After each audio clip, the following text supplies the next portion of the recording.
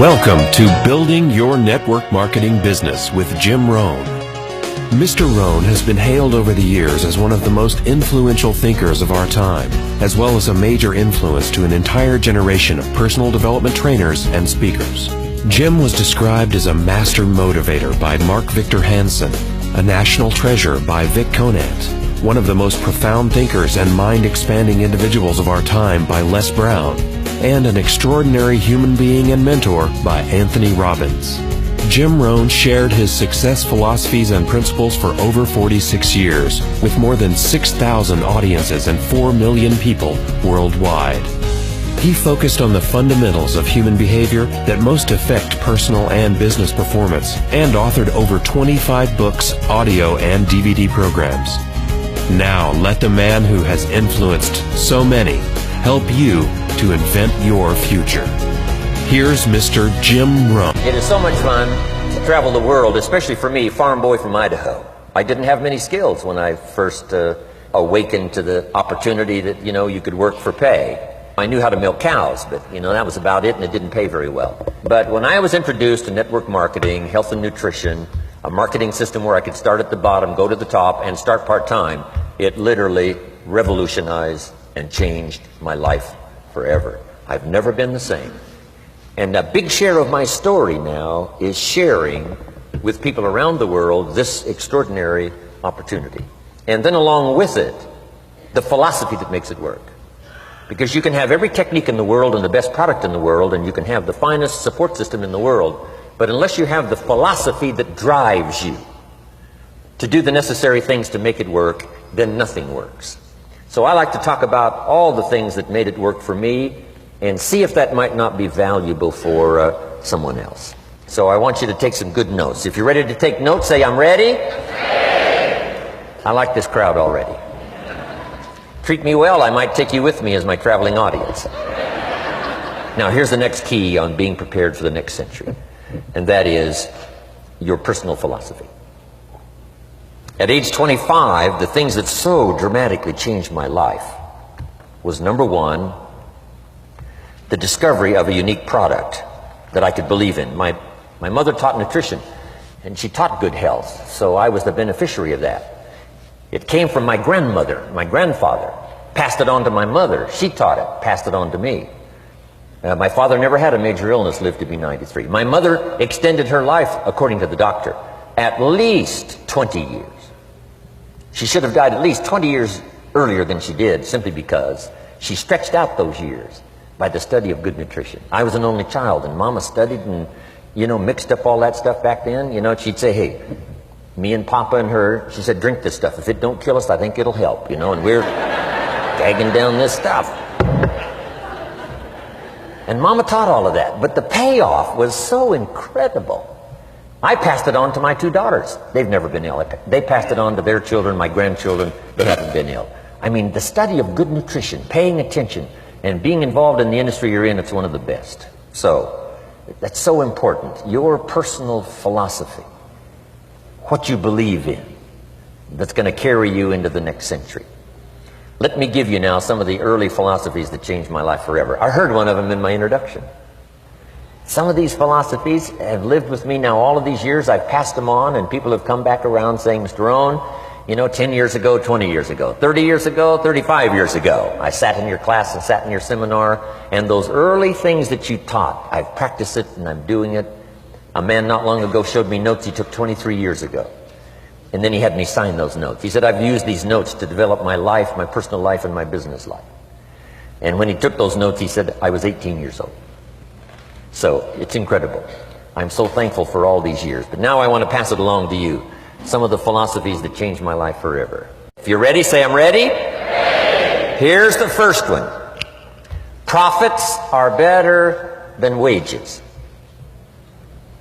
Once I understood that, I got rich. Profits are better than wages. Nobody taught me that in high school. I went to college for a year and a half and I never heard it. I'm 25 and broke. I'm not destitute. I'm broke. Too much month at the end of the money is broke. And I finally hear this philosophy. Profits are better than wages. Now here's the phrase that goes with it. Wages make you a living, which is fine. Profits make you a fortune, which is super fine. And you can live both fine and super fine. You've now got the mechanism and the ways and means to do that. Profits are better than wages. Guess what? I taught this in Moscow when I was teaching capitalism. You know, the communists had it all wrong. They taught that capitalism was, you know, a big company that oppresses its workers. I mean, it was absolutely ridiculous. They had mentally lost it when they came up with this ridiculous philosophy. Communism taught capital belongs to the state, not the people. And we taught all these years what? Capital belongs in the hands of the people, not the state. That's why, of course, kids should pay taxes, because they can be capitalists, and all capitalists should pay taxes. And it doesn't take much to start an enterprise that makes a profit. I teach kids how to have 2 bicycles, one to ride and one to rent. I mean, you know, how long does it take? How long does it take to make a profit? I mean, a little ingenuity and you're on your way. So profits are better than wages. Capitalism better than communism. Communism said people are too dumb and stupid to know what to do with capital. So you must take capital away from all the dumb, stupid people and give it to the all-wise, all-knowing state. And let the state run everything. I mean, that was communism. And they devastated every country they touched. I've been to East Germany. It's taking $1 trillion just to clean up East Germany. They've already spent $500 billion. They got $500 billion more to go. I mean, every country they touched, and I've been in all of them, they devastated them all with their devastating philosophy. We teach capital belongs in the hands of the people. That's where the ingenuity is to bring goods and services to the marketplace. And I'm going to show you later the miracle of capitalism grassroots in America, which you're involved in. But once I understood this now, it was so incredible. Profits are better than wages. Now, when I first was recruited, I'm a distributor for this little product called Abunda Vita. And here's what my mentor said, Mr. Schoaf. He said, Mr. Rohn, you can start this miracle working business part-time. You don't have to go full-time, you can start part-time. And he said, if you'll devote, to start with, let's say 10, 12, 15 hours a week, where you'll start making a profit, here's what you can now say. I'm working full-time on my job and part-time on my fortune. Because profits lead to fortune. I got so excited about that philosophy. I'm working full-time on my job, but now I'm working part-time on my fortune. I found a way not only to make a living, you won't believe this, I found a way to make a fortune. Can you imagine what that's like then to get up in the morning? To go to work on your fortune? Not to go to work to pay the rent, which is okay, but a chance to go to work to make a fortune? And I said, right now I'm working part-time on my fortune and full-time on my job, but it won't be long until I'll be working full-time on my fortune. Can you imagine what life is going to be like? Now, here was my first goal when I started, and that was part-time. I wanted to equal on my profits part-time what I was earning on my full-time job. This is called the magic of part-time. It is so thrilling for people to start working the business part-time, because now you can work on profits, and it doesn't take very long. If you'll really concentrate on those 10, 12, 15 hours a week, it won't be long if you really do it right and learn some of the skills I'm going to talk about. It won't be long until you can be earning as much part-time working on your fortune as you are full-time working on your job. I did that in less than 6 months.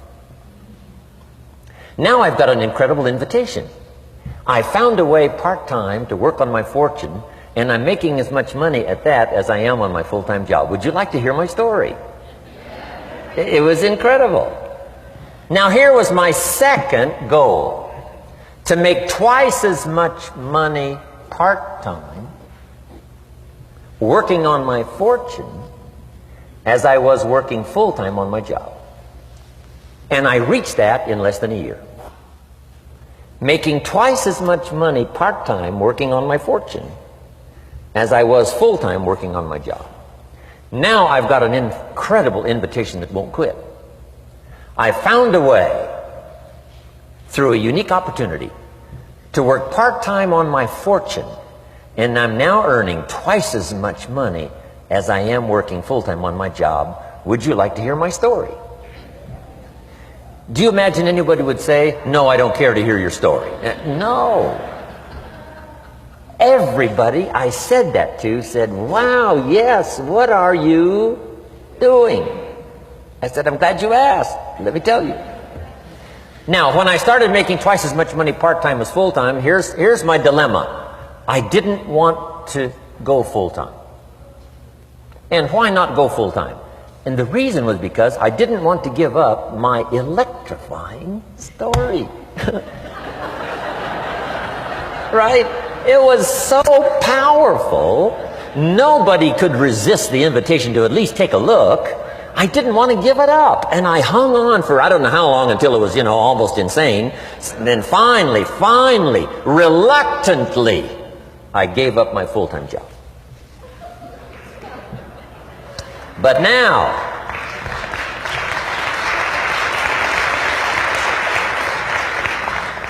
you can imagine the thrill and excitement of going to work full-time on my fortune.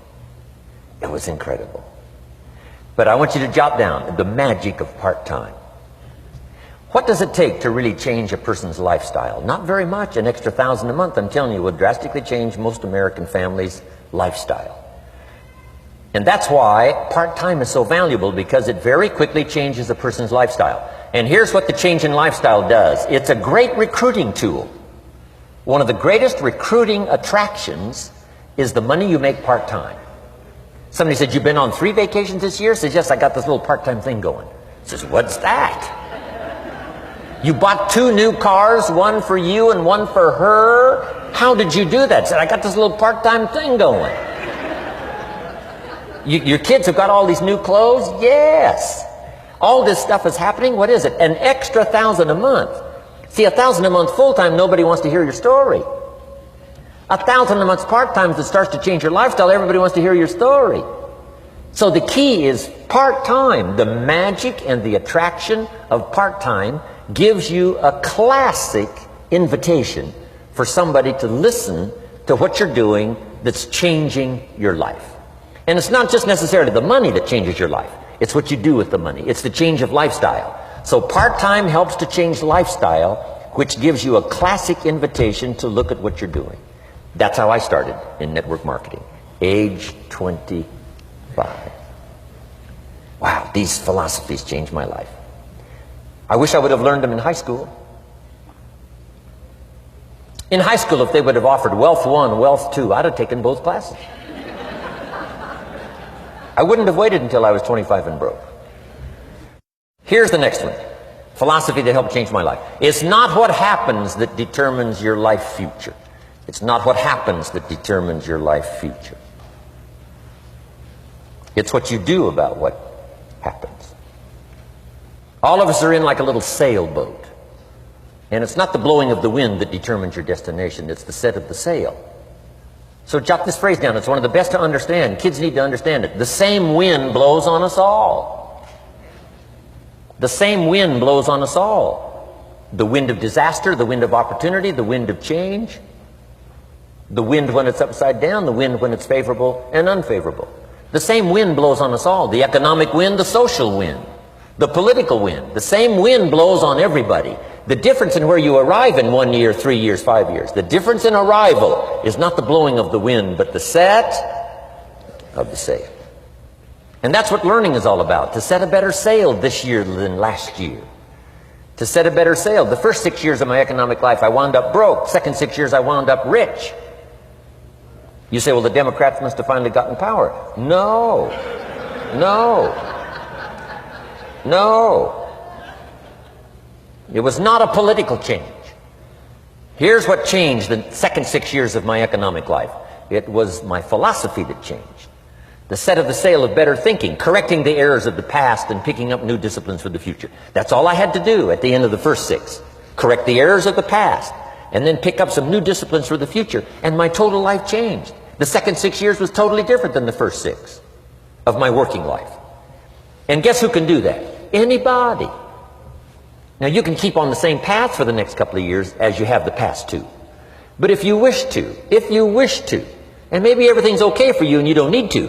But if you need to make some changes, I'm telling you, you can start doing it today so that the next 2 years will be drastically different than the last 2. And anybody who wishes to do that can. And you can do it between ages 40 and 43. You can do it between ages 13 and 15.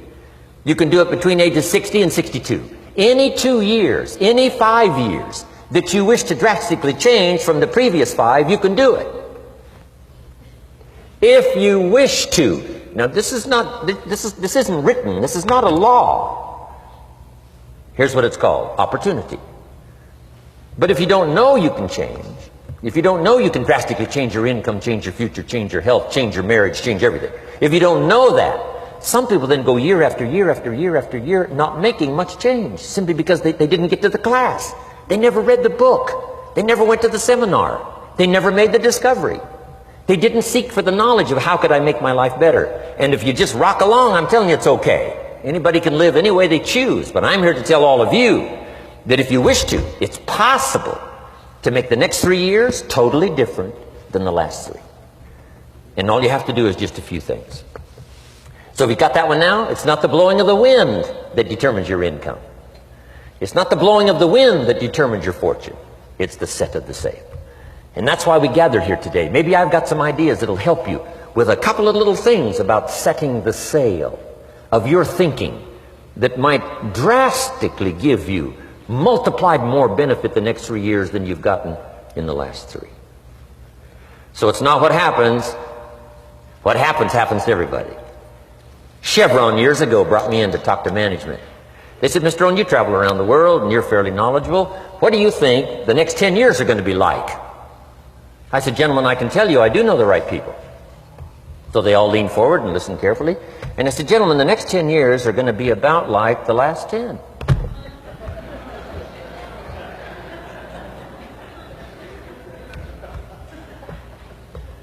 The next season after fall is, well, I promise you that's not going to change.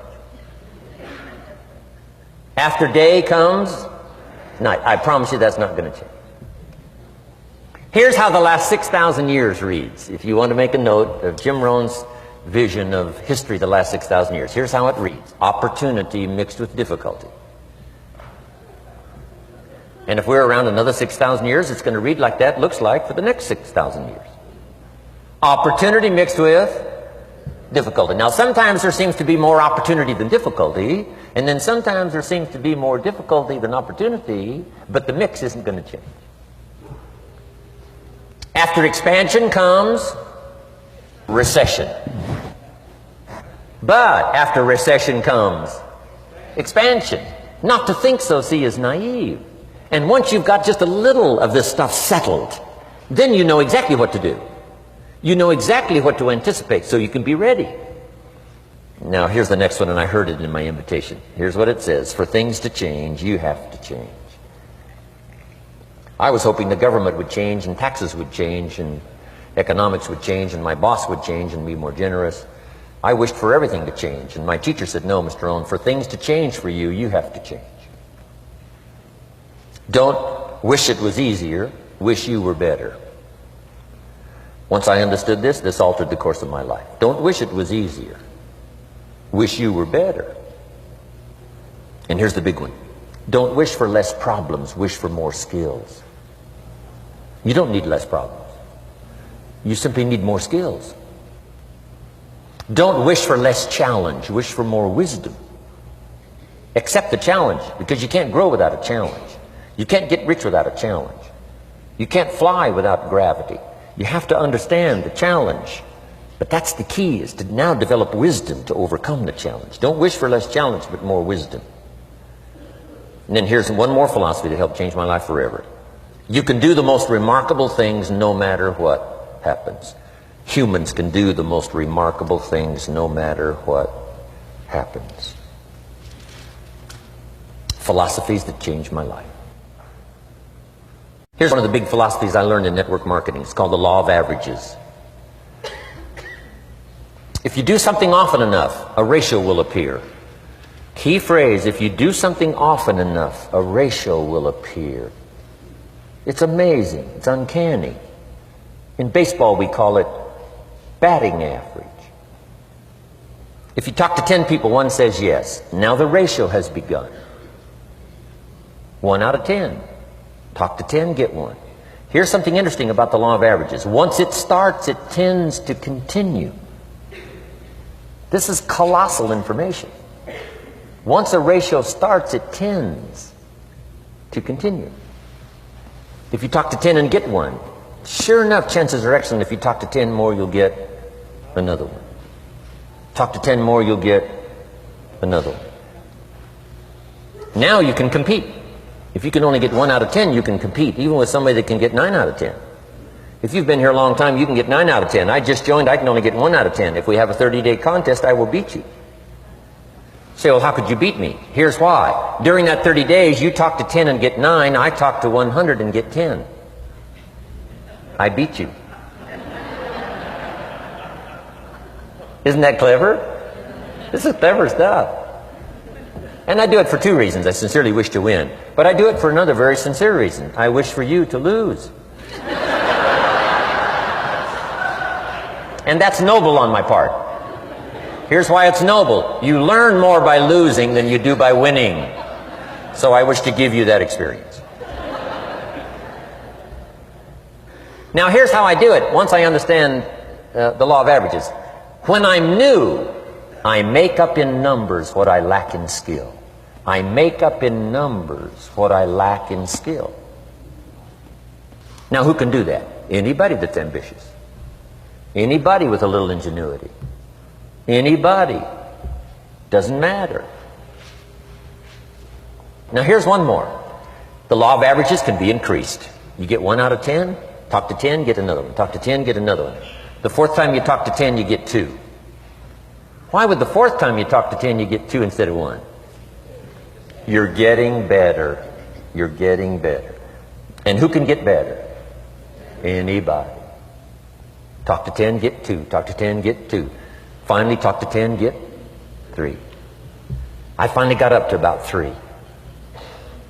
Now, it takes more than a genius to go past like 3 or 4. But 3 will do. If you bat 300 in baseball, they pay you $4 million a year. Which means you're out 7 times out of 10. 7 times out of 10, out. Make $4 million a year. Are you ready for that? So, this works so well now in your business. Just jot the phrase down. You don't have to bat 1,000. You don't have to bat 1,000 to make big money. 1 out of 10 is fine. 2 out of 10 is terrific. 3 out of 10 is fabulous. Some particular incredible genius might get 4 out of 10. But 3 out of 10 is sufficient to make you rich beyond your wildest imagination. This is how I went after my friends, neighbors, and relatives when I first started recruiting. I said, look, I've got a new business and I'm getting about 3 out of 10 to join. And I don't mind you, just come to the meeting and be one of the 7.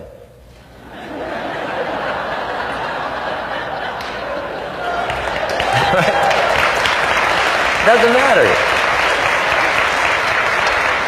Right? You're my friend, you'll do me a favor. And so it's not important to me that you like it. It's not important to me that you join. It's certainly not important to me that you buy. It's just important to me that you listen. One of the reasons, though, I want you to hear the story is because a year from now, if I'm doing well, I don't want you to say, how come you never picked up the phone a year ago? I never got a letter, never got a call. You call me a friend? You're making all this money, you never picked up the phone. So I don't want that to happen. So for 2 reasons, I want you to see what I'm doing. So that a year from now, if I'm doing well, I can say, you know, I gave you the opportunity. But also, just as a favor, come and be one of the 7. It doesn't matter to me if you buy or join. But I need 10 to get 3. And if you're one of the 3, wonderful. If you're not, wonderful. It doesn't. It might matter to you. It might matter to you, but it doesn't matter to me. Now, it matters to me because we're friends, but it doesn't matter in terms of my averages. So if you decide to get rich, just learn the law of averages. You're off and running. Now, here's the second law that changed my life forever in network marketing. I learned the law of sowing and reaping. And in the law of sowing and reaping is also the story of the law of averages. Jot this down. The story of the sower comes from the Bible. I'm an amateur on the Bible, but this is such a useful story. Here's what the story says. And take the notes, because the drama's in the details. The sower was ambitious. Evidently he was ambitious. When you read the whole story, you'll conclude, yes, this was an ambitious sower. Here was number 2. He had excellent seed. The sower who sowed the seed had excellent seed. And the excellent seed could be an excellent opportunity, an excellent product, an excellent story. So we've got an ambitious sower with excellent seed. But now here's the rest of the details of the story. For your information, for the drama of your life, so you can understand things better. Learning some of this is how I got rich by age 31. Okay. Number 1, it says the sower goes out to sow the seed, but the first part of the seed falls by the wayside and the birds get it. So jot this down. The birds are going to get some of the seed. The birds are going to get some of the seed. Now you say, well, Mr. Rohn, what does that mean? Well, I invite John to come to a meeting. He said he'd be there Tuesday night. Tuesday night I show up, John isn't there. I say, John, I wonder why John didn't make it. Now I know the answer. The birds. The birds. John had this great idea of coming to the meeting to look at an opportunity, and somebody stole it and said, you're not going to go see network marketing. And he says, well, maybe not. So have you jotted that down now? The birds are going to get some. Now when the birds get some, you've got 2 options. Number 1 is to chase birds. And say, well, let me get a hold of the person that talked him out of coming to the meeting. I'll tear him a new page. But I wouldn't do this. Here's what happens if you go chasing birds. You leave the field. If you go chasing birds now, you leave the field, which is going to distract from your future, not add. So you can't chase birds and try to straighten this stuff out. Here's what it is. It's just one of those things. And here's the best comment when things are a little disappointing. Isn't that interesting? You just have to say, I thought sure he would be there. He promised me. He promised me. But I know it was the birds. And you just have to say, isn't that interesting? Now, here's the rest of the story. It says, the sower kept on sowing. See, that was the secret to his success. He kept on sowing. And if you keep sowing, you can sow more than the birds can get because there aren't enough birds. If you keep sowing, there are some birds, but there's not enough. Because the law of averages will work for you. My mentor taught me, he said, you know, Mr. Rohn, there's only 9 or 10 real nasty, miserable people in the whole world. Now he says they move around a lot, you know, and you're liable to... You'll bump into one once in a while. But when you bump into one, you say, there's only 9 more like you. I can handle that in the whole world. Okay. Now here's what else it says. The sower now keeps sowing the seed. Now the seed falls, the story says, on rocky ground where the soil is shallow. And the rocky ground where the soil is shallow is not of your making. Because you had excellent seed and you were an ambitious sower. So the rocky ground where the soil is shallow is not of your making. But here's what it says what happened. This time, the little seed that falls in the ground starts to grow. And the little plant starts to grow. But the first hot day, it withers and dies. It dies. Not an easy thing to watch. I finally get John started. Sure enough, 3 or 4 days later, somebody says, boo! And he goes...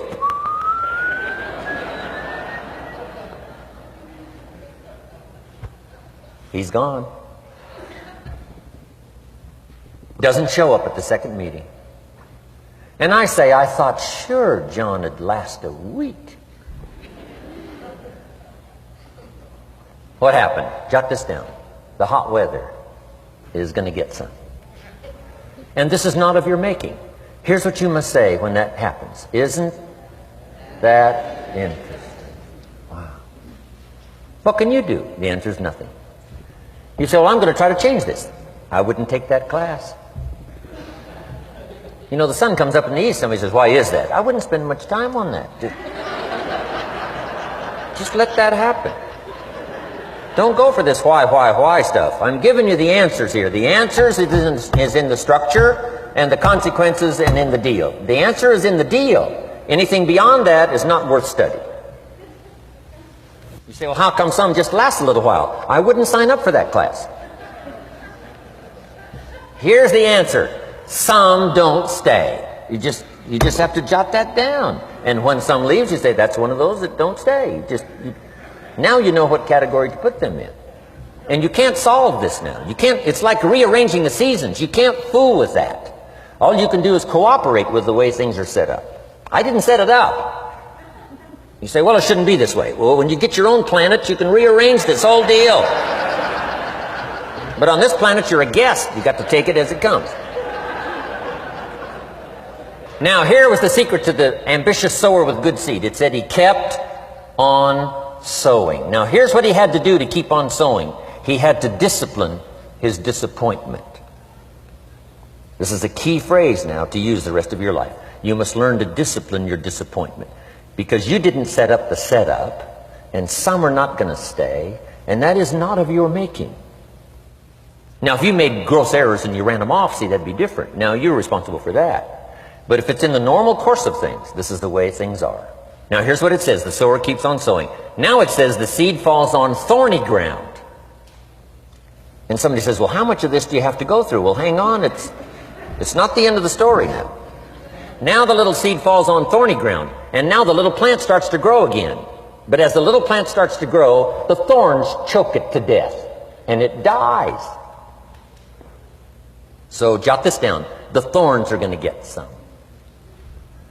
And that's not of your making.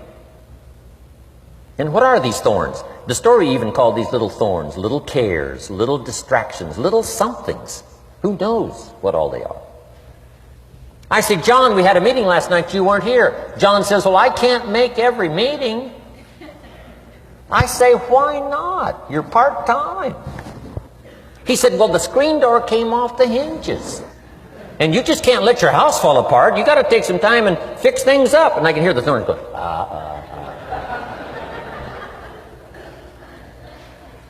He says some extra trash had piled up in the garage. You can't let mountains of trash take over. You got to keep your trash hauled out. People who let little things cheat them out of big opportunities. People who let little things cheat them out of big opportunities. And you feel almost helpless. What could I do about that? And that's nothing. And you say, well, why is this? I'm asking you not to sign up for that class. Don't sign up for these why is this class. It's just the way it is. Like winter following fall and spring following winter. So if you got that, the thorns are going to get some. But now here's the good news. Let's read the rest of the story now quickly. The sower now what? Keeps on sowing the seed. Keeps on sharing the story. Keeps on giving an invitation. Yes, the invitation can be more powerful for me as it was 1 year later than it was the first month. Because now I'm saying I'm making twice as much money part-time as I'm making on my full-time job. Yes, the story can be more powerful, but the law of average is still going to work. But now here's what the story said. Finally, the seed falls on good ground. Finally, the seed falls on good ground. Now put this in parentheses. It always will. If you keep sowing. If you share a good idea long enough, it will fall on good people. But now here's the rest of that story. Some of the good ground did 30%. And some of the good ground did 60%. And some of the good ground did 100%. You say, well, why the difference in numbers? I wouldn't sign up for that class. Go on.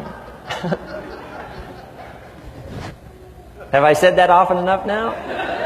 Don't register for that class. It's just the way it is. Now, I tried to get the 30s to do 60. Found out it was more than I could handle. I used to say, I'll make them successful if it kills me. I almost died. No, you can't do that. Here's what you do. Let the 30s do 30 to the best of their ability and keep doing 30. because that's how they build their lifestyle and get what they want out of life. And let the 60s do 60, and let the 100s do 100s. Now, how can you get some to do 100%? You got to go through all these experiences, and you got to talk to all these people. Let me quickly give you now a list of the skills that changed my life forever. Developing a new philosophy that I could do it in my network marketing experience now led me to developing new skills. Right? I knew how to milk cows, but didn't pay well. Here's the first skill I learned that changed my life: getting a customer, making a sale. And of course, sales for you is easy, right? Because it's not technical, right? The technical is all taken care of. You simply represent your product. If you share a unique product, talk about its merits, persuade someone that it's the best, they agree to buy, that's the simple art of sales. But in your business, here's what it's more like: sharing. Because using the product yourself, gathering some testimonials, you simply share that. So we're not talking like high-powered spacecraft technical skills here. It's simply sharing something you've discovered with someone else and doing it well enough to where they agree they would like to participate. Now here's what happened when I learned sales.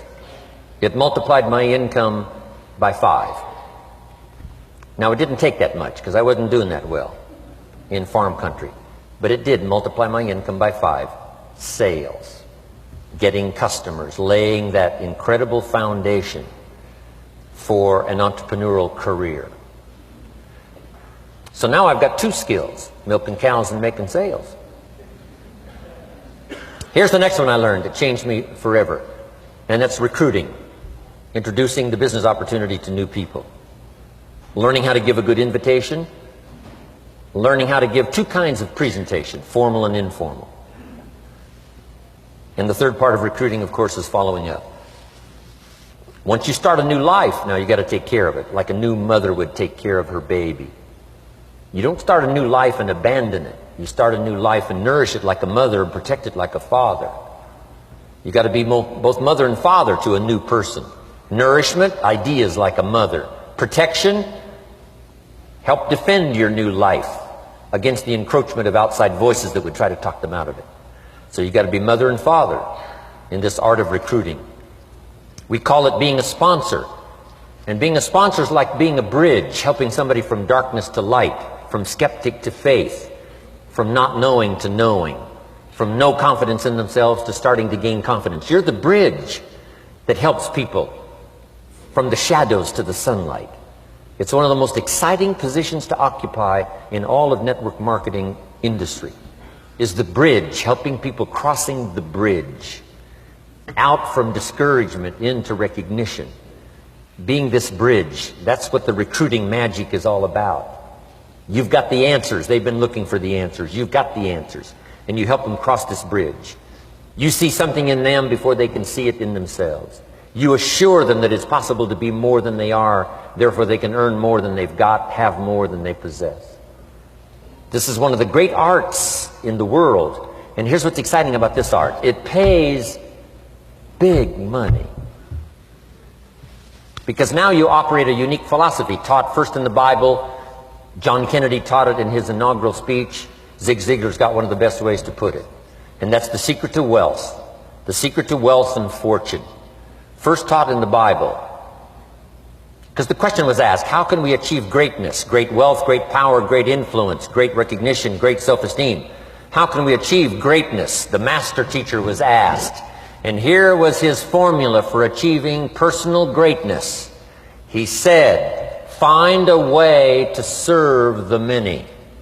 For service to many leads to greatness.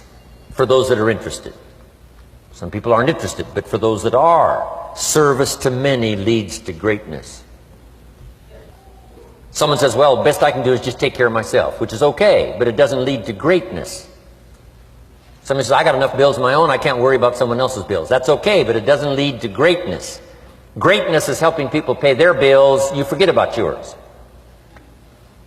Because if you help enough people pay theirs, yours disappear. Help people with problems, your problems disappear. The key to greatness, the master teacher taught, is finding a way. Now, a lot of people would like to serve many people, but they don't have a way. And what's exciting about you and your business is you've now got the way. Whether you use it or not, it's up to you. Whether you cash it in or not is up to you. Whether you make a fortune or just a little, that's all up to you. Each person's ambition, it's called the same marketing. The same product. The products are the same for everybody here. The marketing system is the same. The difference is each person's philosophy and each person's individual ambition. But whatever your ambitions are, now you've got the ways and means. And here's what you've got the ways and means to do. Serve as many people as you would like. Now here's what's exciting about recruiting. With what you're involved in here, you can directly and indirectly affect the lives of dozens of people. Some of you are going to directly and indirectly affect the lives of hundreds of people. And some of you, if you wish, can directly and indirectly affect the lives of thousands of people. And the pay is accordingly. If you affect a few, you earn that pay. If you affect the many, you earn that pay. But the secret is found in the Bible. Service to many leads to greatness. Now, John Kennedy said it in his inaugural speech. Here's what he said: don't ask. Don't we wish that was the current political philosophy? Where is John Kennedy and his philosophy? John Kennedy said, don't ask. That's important if you understand philosophy. He said, don't ask what the people can do for you. Don't ask what the country can do for you. Don't ask what the government can do for you. That's not how you get rich.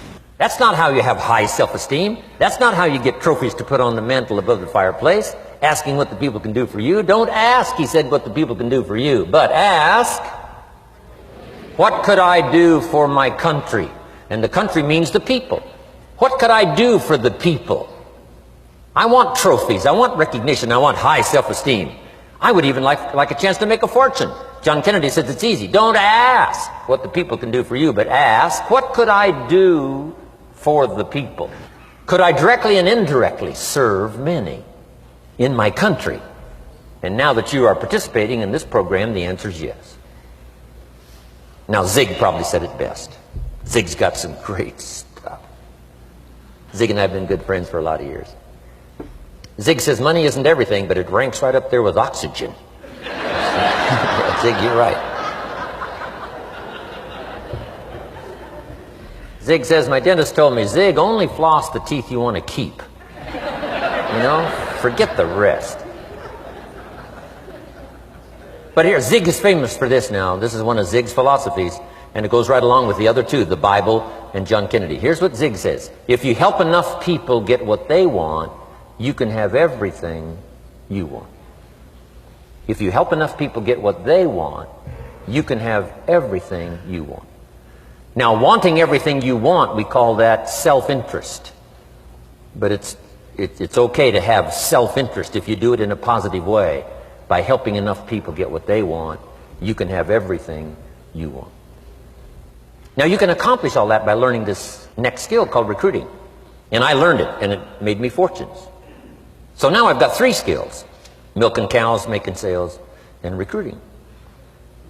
Here's the next skill I learned that paid big money: organizing. Once you got a few, get them to work together, see, and that's magic. Getting people to work together is magic.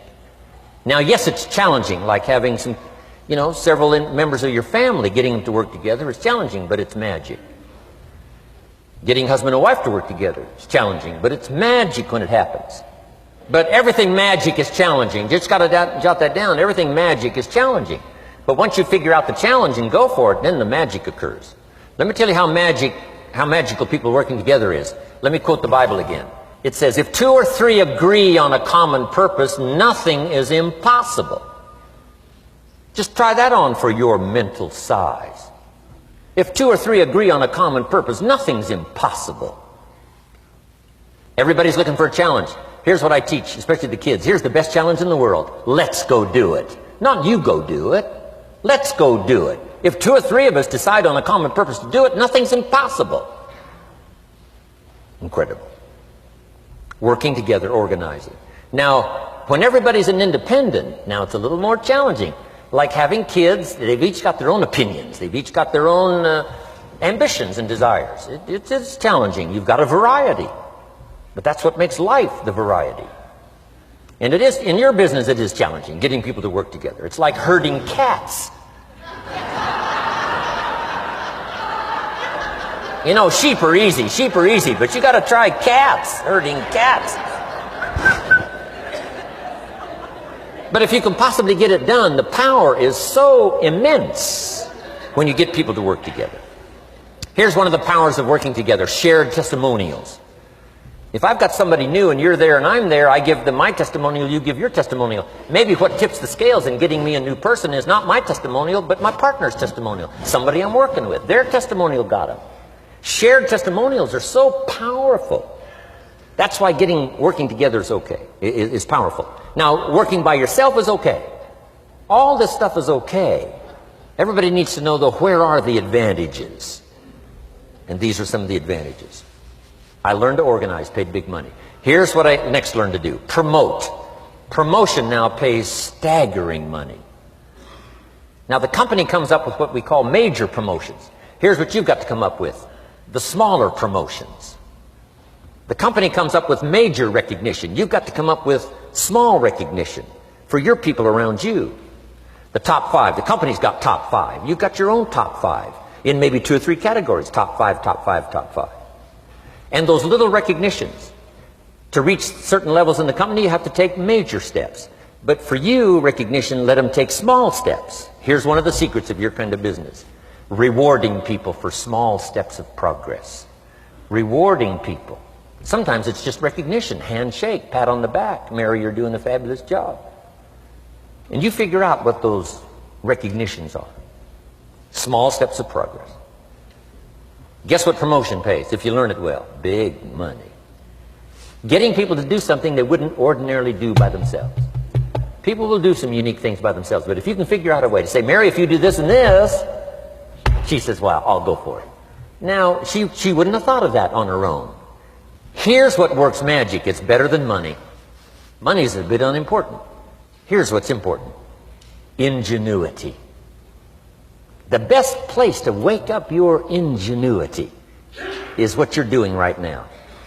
Representing a unique product and getting customers, recruiting distributors, and promoting and all this stuff. Ingenuity. Figuring out a way. If it doesn't work this way, we'll work another way. I used my ingenuity, made a fortune. My ingenuity worked on doing all these campaigns: the spring campaign and the summer campaign and the winter campaign. This week we're going to recruit school teachers. How many of you got? How many of you got? This is school teacher week. School teacher month. I pick out a little category and say, let's go for it. And it doesn't matter what it is. Just dream up something so that somebody's got a little more objective to go for than just their own. Key phrase: we all need to belong to something bigger than ourselves. Because we furnish inspiration for what's bigger, and the bigger furnishes inspiration for us. I learned promotion and it paid big money. Here's the next I learned: communication. How to conduct a meeting. I learned identification, logic and reason, attack and confess, solution. Simple deals on communication. Wasn't easy for me at first. I stood up to give my first presentation, my mind sat back down. Right? Y'all been through that? Opened my mouth, nothing came out for a while. But here's what I did. I did it again. Just jot that phrase down. I did it again. That's the secret to how I got here. 35, 40 years later, it's how I got here. I did it once, it was uncomfortable. That first presentation was so lousy, if I hadn't have been doing it, I'd have gone home. It was not that good. But here's the secret to how I got here. I did it again, and then I did it again, and then I did it again, and I did it again. I remember when I first decided to be a little more animated, right? And walk out away from the podium, right? Get out from just behind the podium.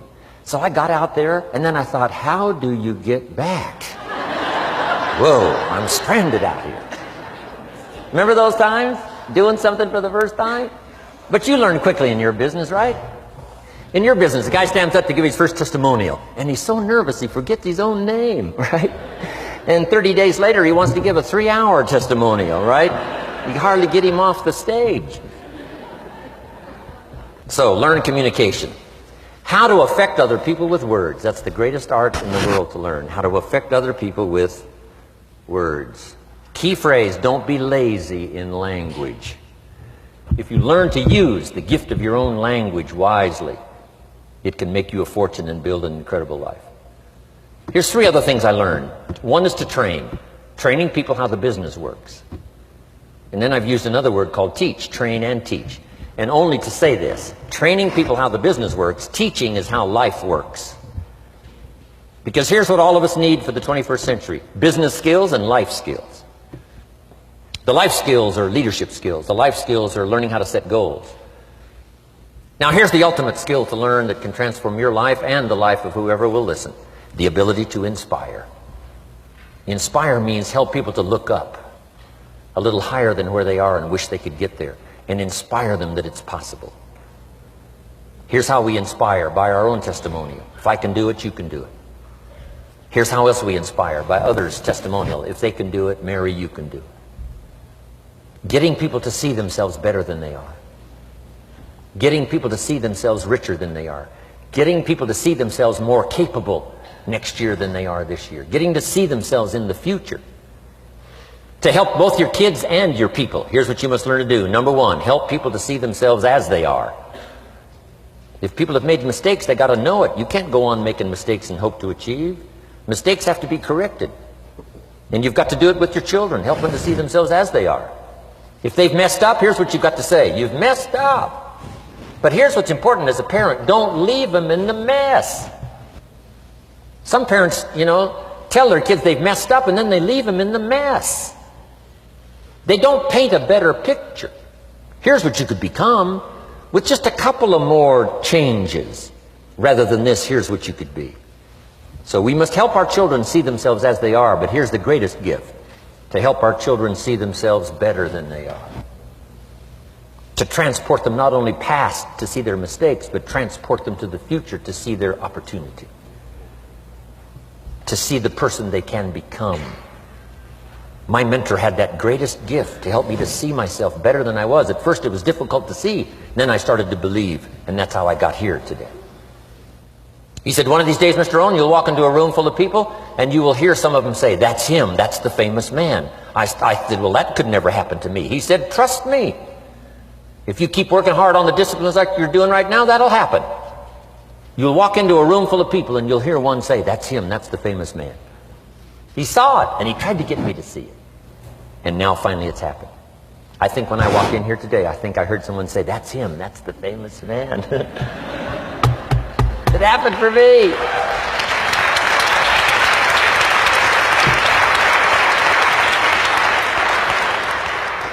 And if it can happen for me, it can happen for you. Just master these skills to inspire.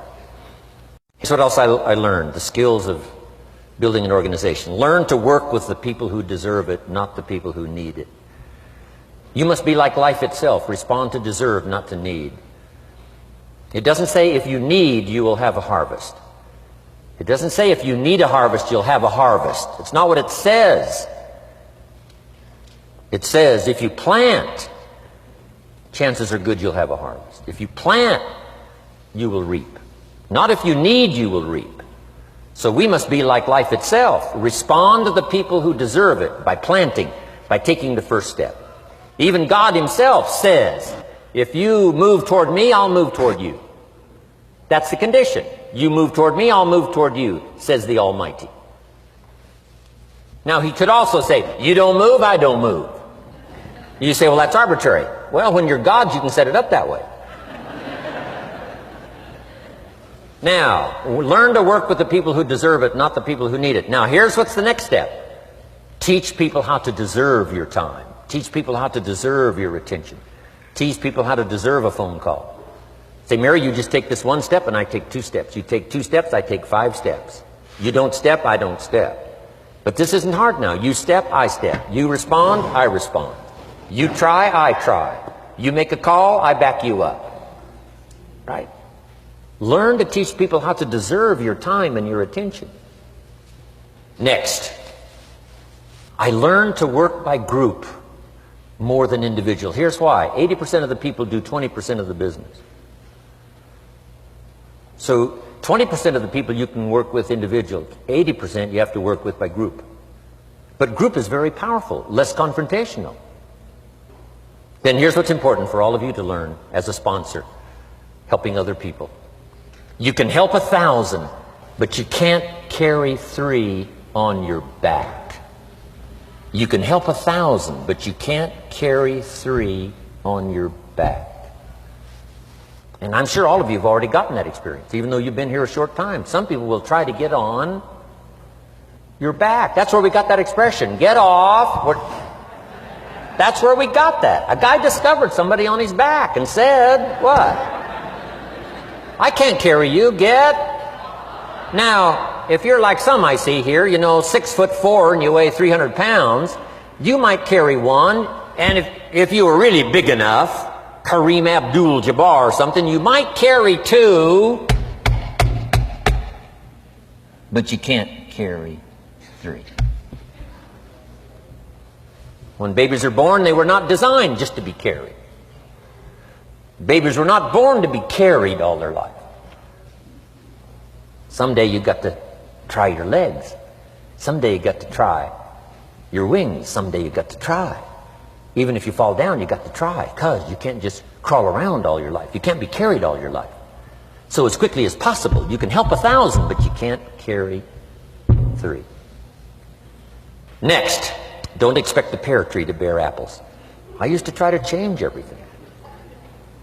You can hang apples on a pear tree. I'm telling you, it won't help. You can put up a sign, this is an apple tree. Sure enough, come the season, pears. Here's what I learned. You cannot change people, but they can change themselves. You cannot change people, but they can change themselves. Incredible. Capital in your business isn't what matters. Okay, it's not the money that buys you a future. It's your skills that buy you a future. Money and no skills, and I'm telling you, you're still poor. Money and no ambition, where are you? Money and no courage, you're broke. A little bit of money and a whole lot of courage. That's all we need. I'm looking for people when I'm recruiting back in those days, and the money didn't matter. What mattered to me was somebody's willingness, somebody's ingenuity, somebody's willingness to try. Right? If they had $1 to invest, that was plenty for me. $1 and some ambition, and I can show you how to get rich. And it'll be one of the classic stories of the company. I go to recruit somebody, they say, I don't have any money. See, I've been looking for you for 6 months. Let me show you how to do it without any money. Because here's the rules of capitalism. Jot this down. You can either buy and sell, or if you're in certain circumstances, you can sell and buy. If you've got ambition. Now, if you haven't got ambition, we can't cure that, and money won't cure lack of ambition. But if you've got $1 and some ambition, I'll show you how to get rich. And even if you don't have $1, I'll show you how to get rich, because you can sell and buy. Somebody says, as soon as the product arrives, I'll sell it. Then you don't understand. You don't understand the magic of fortune if you say, I have to wait till it gets here to sell it. And you probably don't understand the value of your own story. Once I understood that, I knew I was going to be wealthy. That's why right in the beginning I started giving big tips. I knew I was going to be wealthy. Say, wow, this guy tips like a rich man. Say, that's right, he tips like a rich man. Even in the beginning, I tipped like a rich man, because I knew I was going to be rich. Wow. Isn't this fun? Yes. Jot these phrases down as I close. Number 1, the greatest value in life is not a bank account. The greatest value in life is not a car, a home to live in. The greatest value in life is this. Make a note. Living a good life. In the midst of all of our achieving and recruiting and building and growing, helping other people, being a part of society and the country and the world, being all of this stuff, here's what you must figure out all of your life, how to continually live a good life. So let me give you my short list. I'll cover the long list the next time I see you. Here's the short list on a good life. Number 1, productivity. If you don't produce, you won't be happy. Here's number 2, good friends. The greatest support system in the world is good friends. You got to work on that. Don't be careless here. Friends are those wonderful people who know all about you and still like you. Here's next, spirituality. I'm not asking you to be a believer. I am a believer that humans are more than an advanced form of the animal kingdom. I'm a believer that we're a special creation. I don't ask you to be a believer, but here's what I do ask. If you are a believer, here's what you must do. Study, practice, and teach. Whatever's valuable to you, study, practice, and teach. Repeat it after me now, again. Study, practice, and teach. Here's why. It builds the foundation that builds the country, that builds the nation, that helps us to compete among the nations of the world in the 21st century. And this is one of those subjects, to study, practice, and teach. Next, my parents taught, don't miss anything. Don't miss the game. Don't miss the performance. Don't miss the show, the movie. Don't miss the words. We're all inspired by the words. Elton John says she lived her life like a candle in the wind, never knowing who to cling to when the rain set in. You can't miss those lyrics. You can't miss the music. You can't miss the songs that nourish the soul. You can't describe how brief and fragile life is much better than that. George Harrison, one of the Beatles, sings, "If not for you, the winter would hold no spring. Couldn't hear a robin sing. I just wouldn't have a clue if not for you." Wow.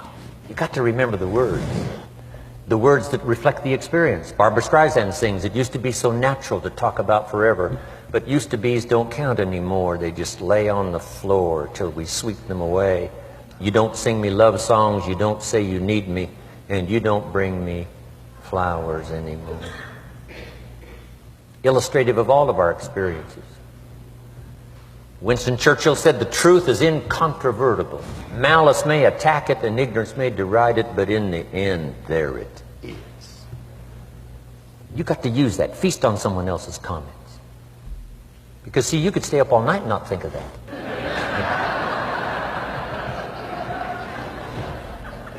I'm asking you to do your research. I'm asking you, don't miss anything. Don't miss the play.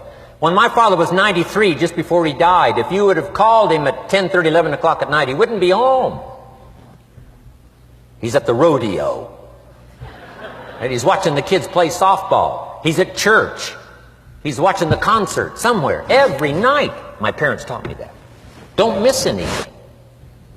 Even the little small things, don't miss. The big things, don't miss. Don't miss, don't miss. It's part of living a good life. Here's why. Jot this phrase down. It'll serve you well forever. If you live well, you will earn well. If you live well, it'll show up in the texture of your voice. If you live well, it'll show up in your face. If you live well, it'll show up in the magnetism of your personality. If you live well. So don't miss the nourishment of all the things around you that could help you live a good life. Next is the inner circle. Take care of them, they'll take care of you. Inspire them, they will inspire you. Nothing more valuable than the inner circle. That's where the power to conquer the world comes from, the inner circle. If a father walks out of the house and he can still all day long feel his daughter's kiss on his face, he's a powerful man. That nourishment of the inner circle is so incredible. If a husband walks out of the house and all day long he feels the imprint of his wife's arms around his body, he's invincible. Who can touch him? One person caring for another, the old prophet said, is the greatest of virtues. There's many virtues and values, but the greatest is love, one person caring for another. Better to live in a tent on the beach with someone you love than to live in a mansion by yourself. People caring for people. And especially that inner circle where the power is so magnificent that if you draw from it, if you nourish it, and then it nourishes you. Now here's my last comment. Ask for God's help. We could all use a little help. But my whole seminar was what you can do. A man took a rock pile, turned it into a fabulous garden. Somebody came and saw it and said, "You know, you and the good Lord have this fabulous garden here." The gardener said, "I understand your point, but you should have seen it a few years ago when God had it all by himself."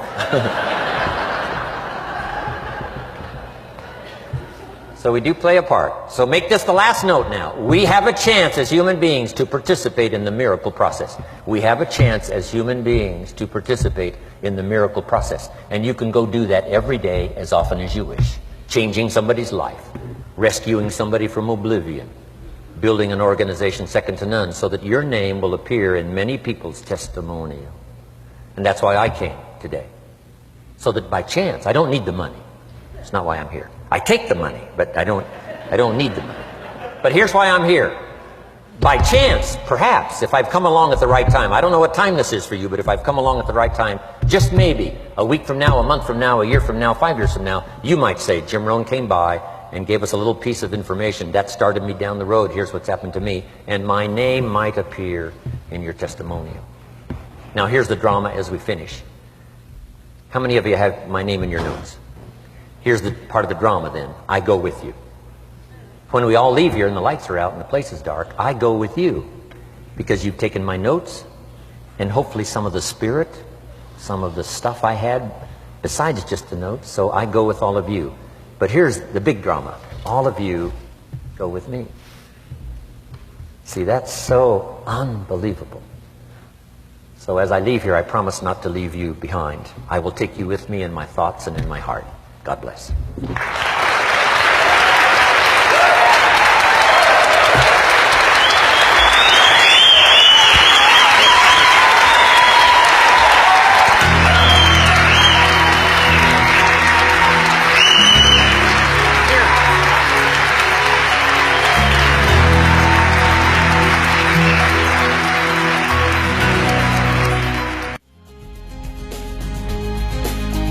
Thank you for listening to Building Your Network Marketing Business with Jim Rohn.